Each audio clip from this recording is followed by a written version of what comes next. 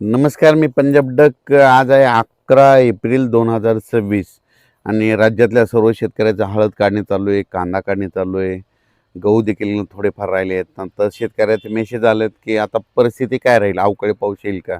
तर राज्यातल्या सर्व शेतकऱ्याला सांगू इच्छितो की आज आहे 11 एप्रिल 2026.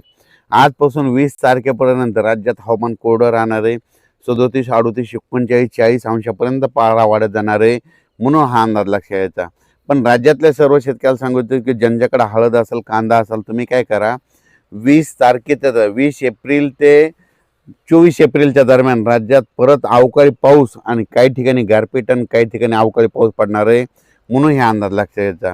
मग सांगायचं झालं तर सुरुवात कशी होणार आहे, तर 20 एप्रिलला काय होणार आहे, तसं तर 19 एप्रिलला म्हणजे साताऱ्यापासून कोल्हापूर, सातारा, राधानगरी, त्याच्यानंतर पुणे, महाबळेश्वर, इगतपुरी आणि नाशिक ह्या पट्ट्यामध्ये काय होणार आहे, 20 तारखेपासून 20, 21,